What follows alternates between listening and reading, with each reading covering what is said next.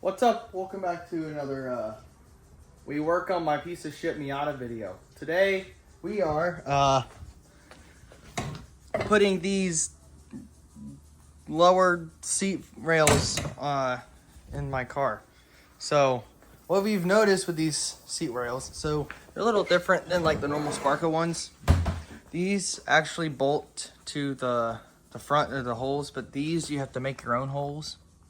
So what we're doing is we're beating trans tunnel in a little bit because it doesn't want to fit. Ain't that right, Parker? Yeah. So let me turn this light on and whatnot. Approximately that much needs to get beat in. Yep, right around, more so right here in the inside of that. That whole area is getting beat in. Because you can see in the carpet this is raised. So as long as we get this in, we're chilling. So Parker, I want to do the honors of christening my trans tunnel. That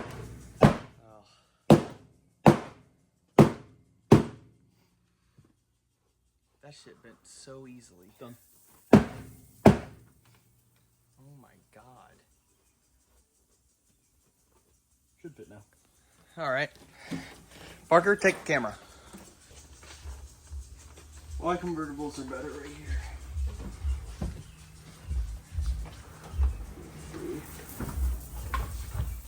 Huh. Let's see.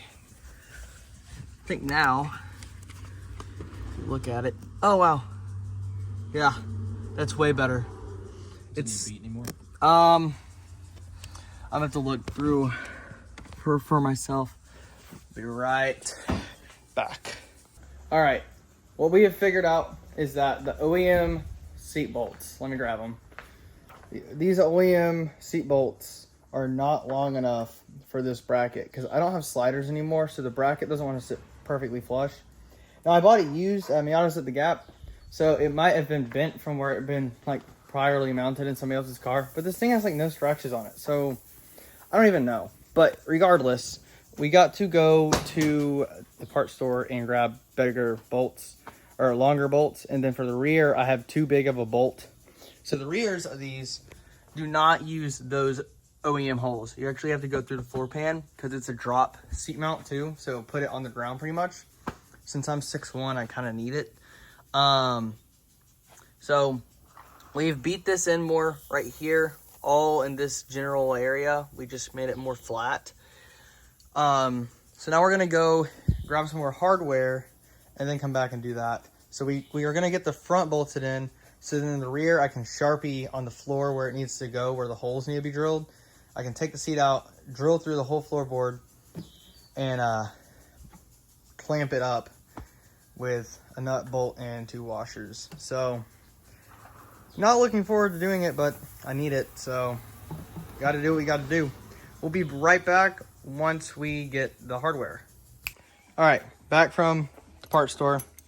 We got new bolts. I think these were these were 3/8 by like 2 inches. And so we're gonna have a washer, a smaller washer, a bigger washer, and then the car itself will be between that, and then we'll have another big washer and smaller washer with the nut on each side. And then we got longer seat bolts. These are M10 by 1.25, if anybody was wondering, for seat bolts. And we got 30 millimeters long. I don't know what the hell that is in inches. I don't know. But yeah, a little bit longer than OEM. So it should get what we need to get done. So now to bolt the front of the seat up so we can mark the back so we know what to drill hole-wise for these to mount the seat. So let's get on that. So Parker, you want to explain what we have to do to my piece of shit? Thready hole, no thready thread. Thready hole, make thready thread. Yes.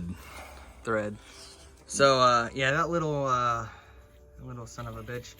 The threads are kind of fucky at the start of it. So luckily we have a certified Protomet machinist here that's going to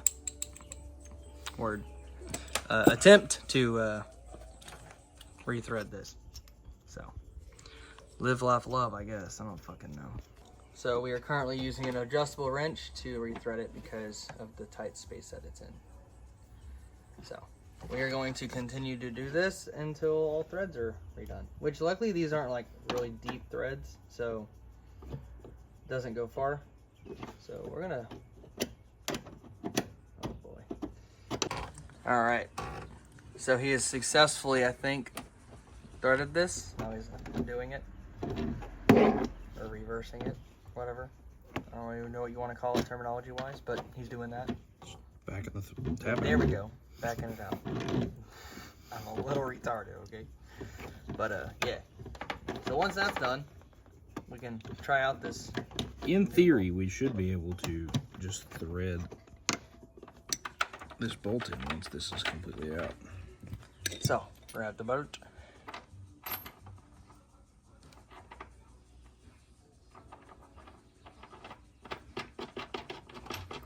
She minty. Nice. That right there is how you get your car from being garage bound. Right there. That's where my car ends up. Garage bound. Ain't that right, Parker? I'm shining like a diamond right now. Yep. An ugly one. Alright, so God. We used the paint pen from my daily and marked right there and right there on my carpet. We got those completely threaded in. We bolted the seat up and marked those. So everything works up front, so now we just got to make it to work in the rear. Ignore how dirty this thing is fucking words, bruh. But yeah, so I'm gonna vacuum all that. But for right now, boom, boom. Yeah. All right, so what drill bit size is that, Parker? A whole size. The right size? Look like I think an it's half off-brand, inch. off-brand Jesus over here. It's But probably yeah. half inch. Hang on. It's half inch. Okay, so, yep, we're using, I guess, a half-inch drill bit. And we're going to send it through this John. All right, cinder. I'm gonna beat his ass, y'all.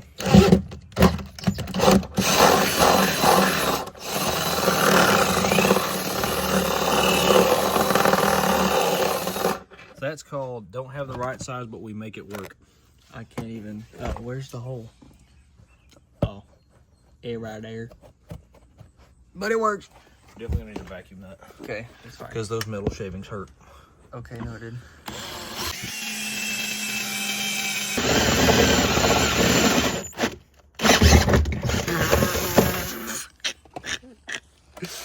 We got the hole.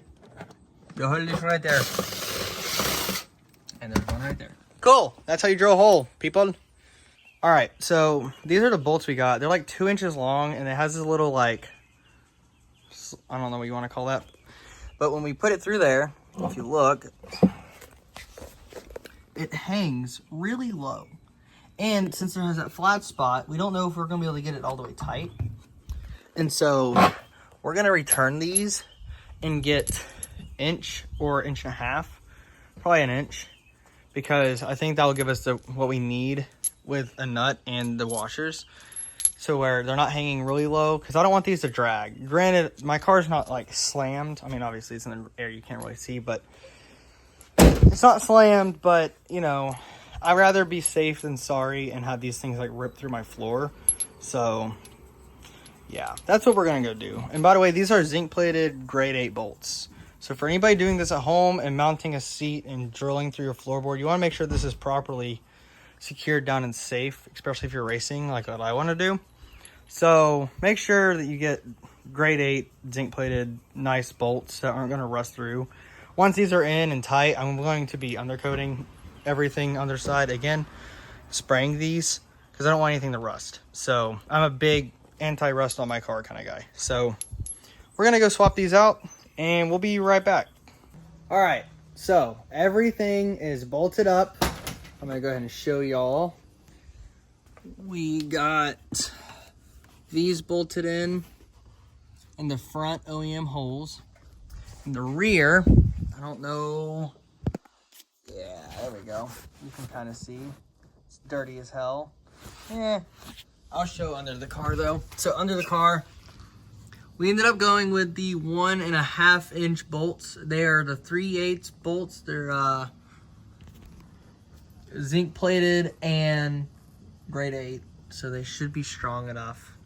But now I'm going to undercoat them with that undercoat spray. I missed the spot right there. Oh well. And I gotta replace that ugly ass exhaust. Oh my god.